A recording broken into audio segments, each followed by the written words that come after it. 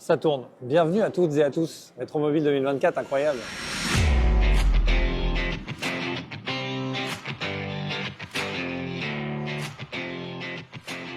Alors là, vous avez plein de choses. Déjà, on est très content parce qu'on a des Formule 1 en face de nous. Avec un super stand de garage. Et là, je suis comme un fou, c'est Noël. Là, je précise, on est dans le hall 1, le premier hall. On n'a pas le plan encore, il va falloir qu'on se trouve un plan. Mais il y a beaucoup de belles choses, beaucoup de belles œuvres. On va voir plus que des voitures. Qu'est-ce qu'on fait là? Déjà, on est là pour voir des voitures. Les voitures, c'est bien. Et les voitures de collection, c'est mieux.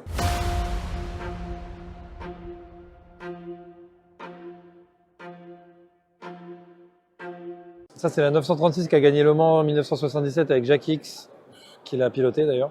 99P qui a gagné les 24 heures du Mans cette année. Je suis très content parce que dedans, il y a Antonio Giovinazzi qui a gagné, qui était l'ancien pilote de Formule 1. Et ça, les vrais savent.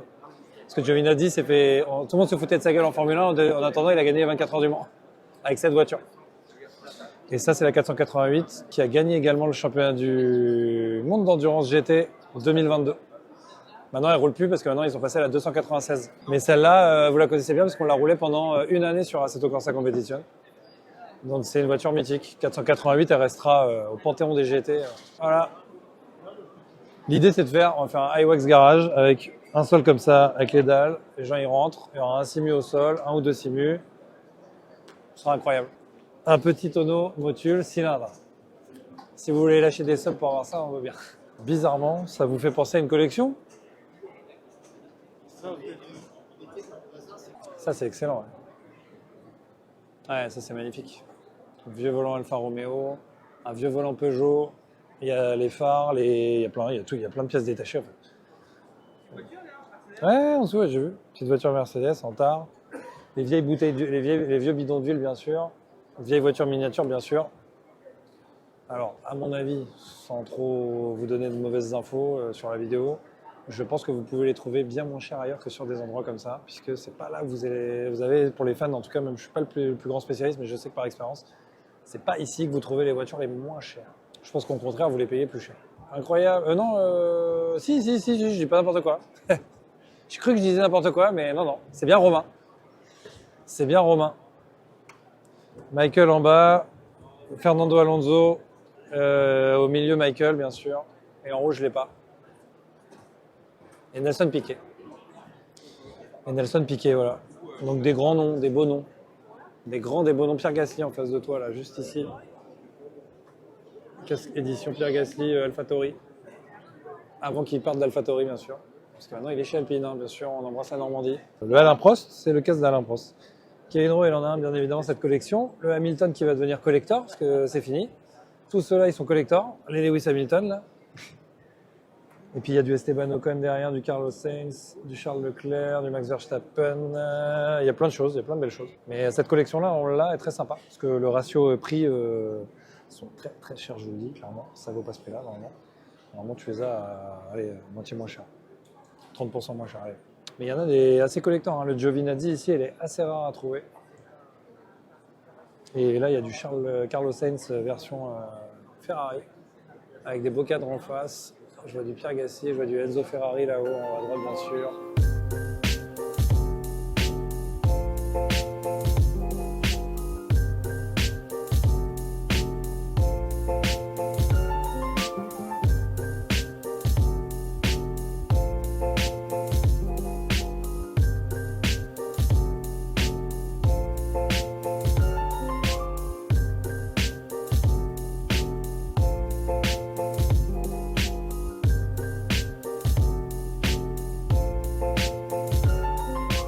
Là, on va arriver sur la partie un peu plus traditionnelle salon.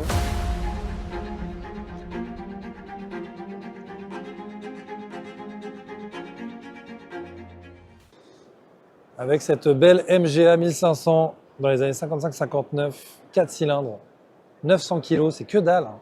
C'est plus léger qu'une R6L, ça, vrai Martel.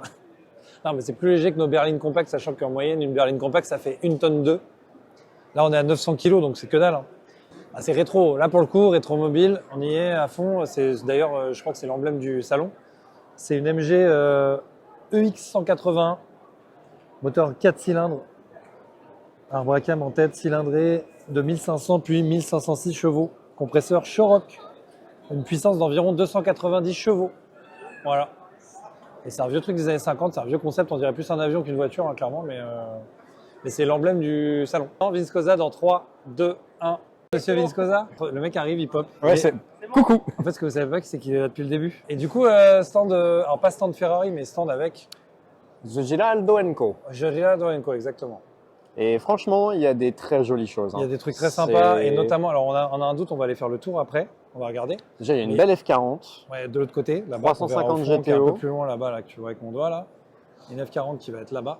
Voilà, ça c'est une F40. Non, ouais. pas là, pardon. N'importe quoi. Ça va mal. Là oui, là F40 les amis. Et au milieu, normalement, on va aller voir, la numéro 118 que vous voyez, c'est normalement la 250 GTO, qui est la championne du monde des GT3, 1965-66, un truc comme ça.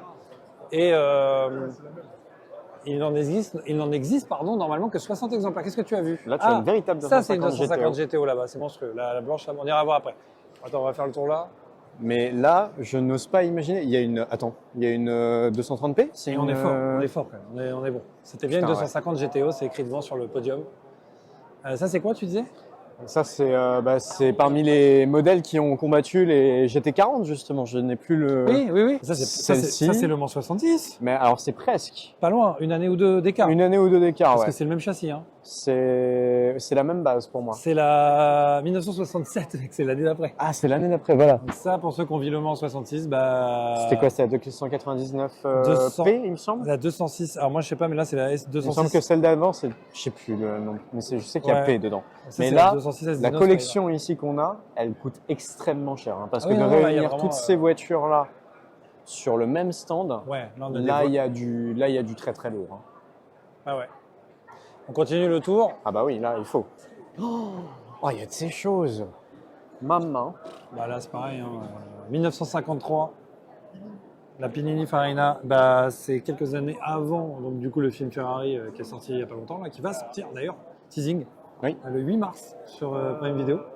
Ça se passe en 57, donc ça c'est vraiment la même génération, on est dans la même période, hein, clairement, avec les voitures, grosse concurrence à l'époque, Ferrari qui met la blinde, on y va à fond. Hein. Là, à ce moment-là, c'est la domination. Là, à ce moment-là, on sort le chéquier, on y va à fond, on sort tellement le chéquier qu'on va s'endetter d'ailleurs. C'est la quête de performance absolue, il n'y a aucune sécurité. Il y a juste Maserati qui est en phase 2.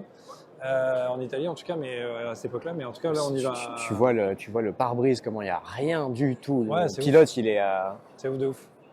118, mais ouais, là au milieu c'est magnifique. Et là on arrive sur 2002, celle-là je la connais moins. Ça c'est Le Mans, ça. Ça c'est Le Mans, ouais. C'est toi qui vas pouvoir savoir mieux que moi. Là. Alors je la connais pas énormément, mais Ferrari a toujours été très très performante au Mans. Ouais. Une voiture qui a marqué les esprits, hein, bien évidemment. Avec sa calandre très particulière, la 550, et qui me semble a gagné en plus en 2002. Ouais. On était déjà à l'époque des catégories, hein, parce qu'il y avait les GT1 à ce moment-là. C'était la catégorie des GT1 avec les Toyota et les Porsche. Celle-là n'a pas concurrent dans l'American Le Mans Series. C'est marrant, là du coup on est sur un moteur avant. Hein. On est sur un gros moteur avant, c'était les propulsion. On retrouve, c'est marrant parce qu'on retrouve les lignes. Même dans l'aéro de la 488, de tout à fait. L'avant, ça n'a rien à voir en termes de capot. On dirait, on retrouve le côté anglais, tu vois, Aston, Mercedes. C'est exactement ça. C'était forcément. Hein, là, on est sur le championnat IMSA. On dirait une Aston Ferrari, quoi. On est sur une GTS, donc forcément, il fallait avoir une bonne motricité. Donc là, le poids a été réparti différemment. On voit déjà aussi le dessin de l'aileron arrière qui est très particulier, hein, avec l'appui qui est vraiment très intéressant. Et toujours ces ailes d'ailleurs en triangulaire, un peu avec les entrées d'air au bout là. Très très particulières. Et c'est beau. Là, c'est vraiment une très belle championne cette voiture. Là, on se disait, faut-il la citer? Seulement, tu vois. A-t-elle besoin d'être présentée? A-t-elle besoin d'être présentée cette voiture? Clairement. La 1990 Ferrari F40, bien évidemment, avec une couleur un peu différente. Moi, je l'ai connue plus rouge que ça. Oui, et là c'est un rouge. C'est le rouge Ferrari. C'est le rouge corsé, qu'on voit d'ailleurs un peu qui est un peu similaire aux autres. Les vrais spécialistes dans les commentaires, ils nous diront le coloris, c'est sûr, mais c'est pas le rouge vif qu'on peut avoir sur d'autres modèles. Là, elle est un peu plus. On tire sur le. Il me semble que c'est dans les toutes dernières des productions. Hein. Oui. Oui, et puis elle est en très bon état, hein, vraiment là. Elle est nickel, Elle est parfaite, elle est neuve, ouais, c'est ça. Elle n'a même pas roulé. Même les sièges à l'intérieur, personne ne s'assit dedans, personne n'a pété dedans, pas même Sylvain de Villebrequin. C'est clair, c'est clair. Donc très, très reconnaissable avec ses phares, avec son aileron arrière. Dernier véritable projet de Enzo Ferrari. Oui, c'est vrai. Dernier, on va dire la dernière vraie Ferrari. C'est la dernière sur laquelle la dernière qu'il a travaillé. Et il me semble que il avait décidé de passer en V10. Là, on est sur un V10, oui, je pense. Oui, c'est sûr. Je crois que c'était un V10 ou un V... Boîte méca aluminium, bien Lui sûr, à qui avait l'intérieur. horreur des V10 et des V8. Il était partisan du V12, il me semble. Ouais. Et qui était en position centrale arrière, lui qui avait toujours l'habitude de se positionner en arrière. Absolument en arrière. D'ailleurs, et toujours avec ce travail d'ailleurs de la bulle arrière, hein, qui était un mélange plastique vert, il me semble. C'est ce que j'allais dire. Là, on voit que c'est dérivé de la F1. Ça se voit, ça fait très plastique d'ailleurs, c'est marrant. Mais comme tu dis, ça doit contrainte de poids, à mon avis. Tout le travail de l'aéro. Et là, ouais, je disais à l'intérieur, on voit un peu l'intérieur avec la boîte méca, boîte courte, boîte aluminium, finition aluminium complète. C'est hyper court. Moi, je me rappelle pour avoir fait. Moi, j'ai pu tester que la 458, mais 458 déjà, c'était une boîte très similaire. Mais c'est eu 4 ou 5 rapports. Hein, c'est ça. Là, c'est 1, 2, 3, 4, 5, 6. Ouais, 6 rapports. 6 rapports. Boîte 6 rapports. Bah, F1. Ouais, F1 hein. Oui, carrément. Et là, si tu veux venir voir l'arrière, tu vas voir, c'est assez fou. Ouais, la ligne de ligne arrière, pareil, qui est très reconnaissable. Hein. On l'a roulé dans des milliers de jeux vidéo. Bien évidemment. Dans des milliers de jeux vidéo. Mais pardon. Mais elle est magnifique, cette bagnole. Bah, justement, Porsche était déjà au Mans à ce moment-là et tu avais ces voitures-là avec les mêmes styles de phares. Ouais. Une aéro qui était assez prononcée. La 917 sera véritablement la quintessence de ça. Parce qu'on se souvient, la 917, elle était très prononcée à l'arrière. Elle avait un rake qui était très très fort. Là, c'était les Lola team privé. Moi, on reconnaît de toute façon les écrous de cette génération-là. Si elle est au marteau. Elle est au marteau, c'est ça, comme dans le Mans, on voit quand ils changent le système de frein.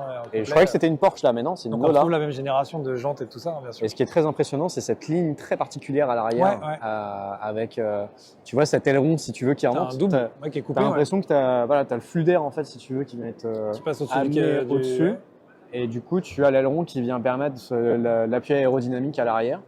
Et qui va être, comme je disais, à fond sur la 917K. C'est très joli. Et à parté, je vois un truc qui va t'intéresser là-bas, oui, au loin. Je vois Peugeot 908, je crois. Oui, c'était la fameuse. Celle-là. Ce serait pas la 908 qui a gagné le Mans? Si, ça doit être. C'est la 2009. C'est la 2009. C'est de l'autre côté là-bas, ouais, voilà. C'est là, normalement, la voiture là-bas. Et tu as une Maserati aussi à côté. Il y a une Maserati un peu avant, rouge, ouais. Non, la bleu marine là. La bleu marine, oui, qui est magnifique, ouais, juste à côté. On va aller voir. On va continuer. Mais tu as aussi une magnifique Porsche Marlboro qui est juste là. Ça, c'est une GT1. Derrière la Marlboro, pas celle-ci qui est juste devant nous, qui est aussi une très très belle voiture. Hein. Très très beau ça. Et la Jackie X, bien sûr, devant, je vois la Lotus là. Ouais. Lotus. C'est une Lotus. Oui, parce que c'est les couleurs. Hein. Déjà, j'aurais pu dire une bêtise. Ça, c'est une Brabham. Oui, c'est ça. Je pense que tu as raison. Brabham. Ouais, Brabham. Oh, let's go. La Brabham 1969. Moteur 1968-69, pardon. J'arrive jamais à dire son nom. Jochen Rindt. Jochen Rindt. Et bien sûr, et Jackie X. Alors ça, la GT1 qui est juste là, donc qui est très significative avec les feux type presque 996 que tu remarqueras là sur la GT1. Ah, sur la GT1, excuse-moi. Cette voiture, elle s'est envolée au Petit Le Mans. C'est l'une des images, c'est celle-là qu'on voit s'envoler au Petit Le Mans. Comme plein de voitures qui sont c'est la même voiture. Elle a dominé le tracé, mais d'une manière incroyable. Cette caisse, elle était magistrale. C'est l'une des rares caisses d'ailleurs Porsche GT1, les GT1 qui ont été homologués sur la route, hein, et qui fait partie des voitures mythiques de Porsche. Je trouve qu'ils ont un style très très prononcé. Ces voitures-là, celle-là, elle est vraiment agressive de fou. Tu vois, t'as le côté GT. Enfin là, pour le coup, c'est une GT. C'est la vraie GT1 par. C'est une GT 3000%, quoi. C'est ça. 3000%. C'est beau. C'est beau tout ça. Là, il y a encore des trucs très beaux de l'autre côté. Il est incroyable ce stand. Hein. Ouais, non, là, il y a. Ce stand, plus ça monte, plus c'est fou. Hein. Ce stand, plus on avance dans les voitures, plus c'est la folie. Parce que là, on voit des Ferrari, de la Peugeot 908. Oui. Regarde derrière toi. Regarde derrière toi, qu'est-ce qu'il y a derrière moi? Eh ben oui.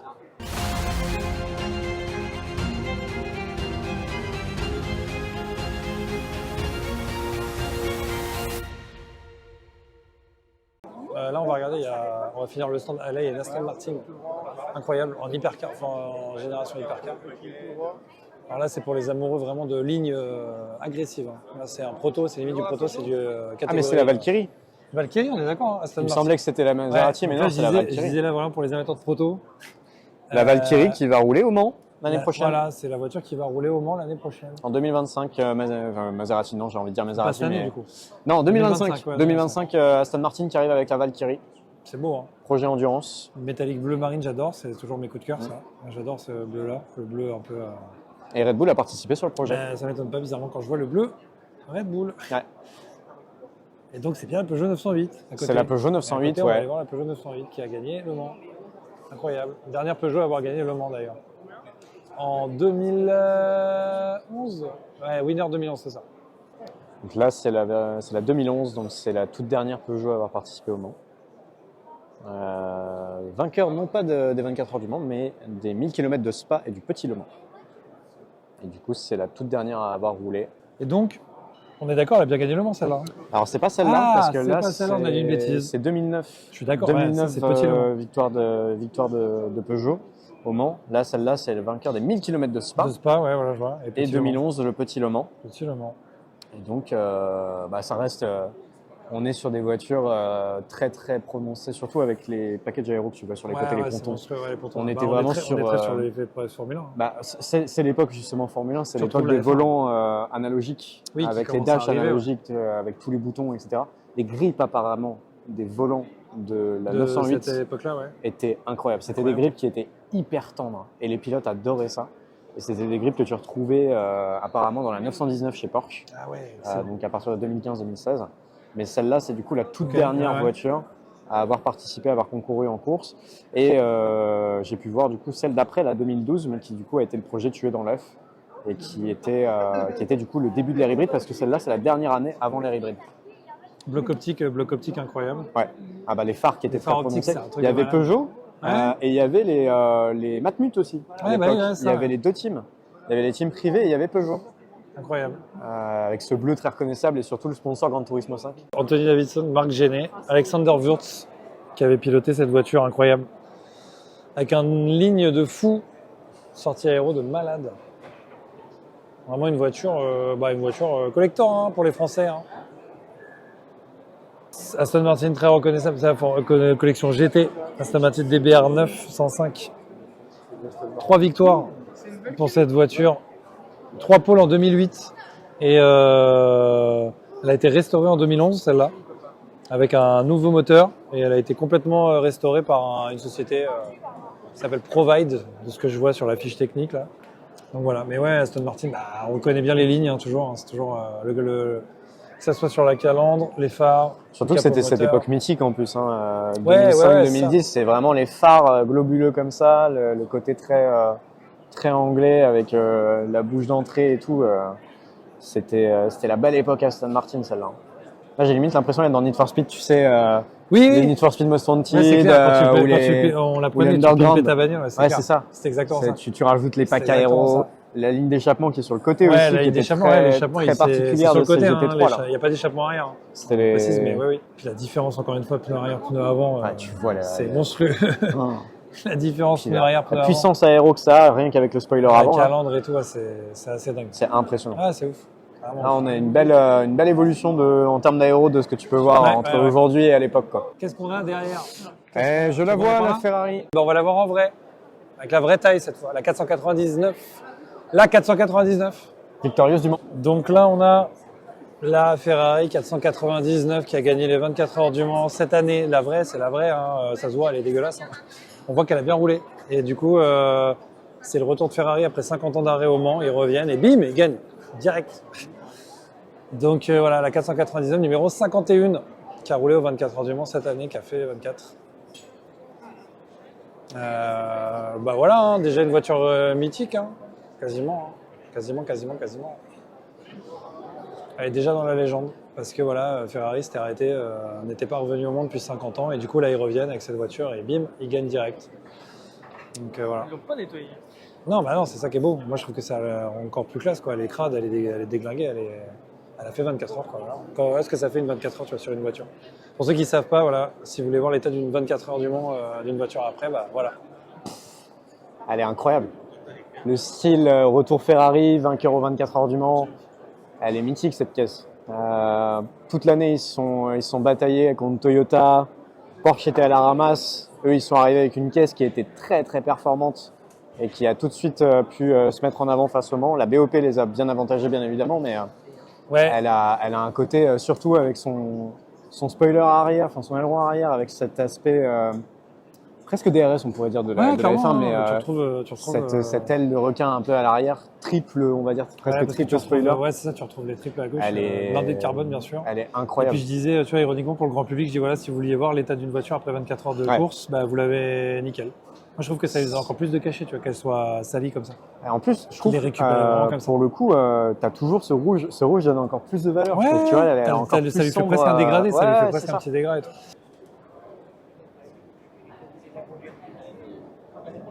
Il y a un petit, c'est très drôle, qui était en train de dire à son papa comment ça Ferrari, ils ont eu des Ferrari jaunes. À la ville de Modène, en Italie, d'où est originaire Enzo Ferrari. C'est pour ça qu'à la base c'était jaune. C'est pour ça que le logo d'ailleurs il est jaune derrière. Derrière le cheval cabré c'est jaune, c'est pas rouge. Oui, Ouais. une des premières années de Michael Schumacher avec Jean Todt. Mais malheureusement, F310B plus voilà, c'est ça. précisément. Sauf qu'à ce moment-là, Ferrari, bah, c'est pas ça. C'est Et pas ça. toujours avec volant rond d'ailleurs. Donc c'est malheureux, mais c'est pas une bonne Ferrari. Ah bah là, voilà, là c'est parfait. Tiens, mets-toi là. Ouais, 2006.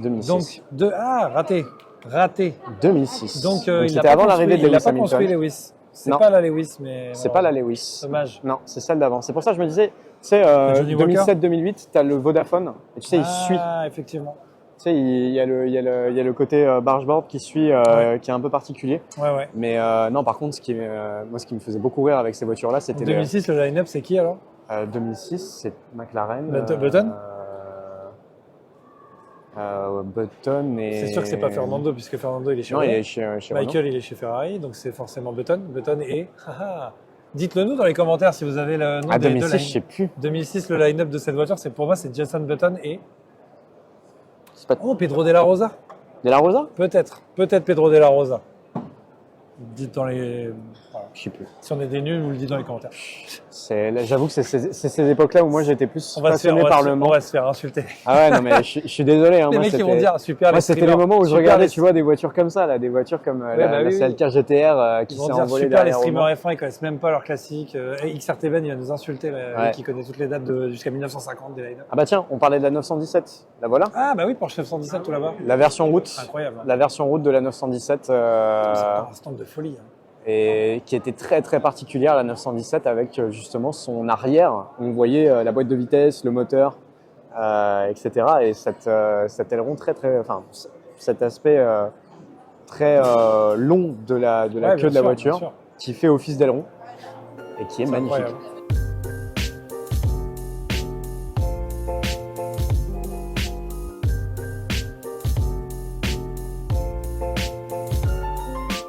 Et c'est malheureusement le modèle triste de Mercedes avec son retournement, qui signe son retournement depuis les années 50, après, 55, après l'accident mythique des 24 heures du Mans 1955 qui a ébranlé le monde du sport automobile Oui. et qui a fait que Mercedes s'est retiré de toute participation de course automobile, de la F1, des 24 heures du Mans, de n'importe quelle participation à la suite de son accident avec Pierre Lévesque. Et du coup, Mercedes décide de revenir au Mans en 98 Ouais. dans le programme GT1. Obligation de faire à minima quelques exemplaires pour la route.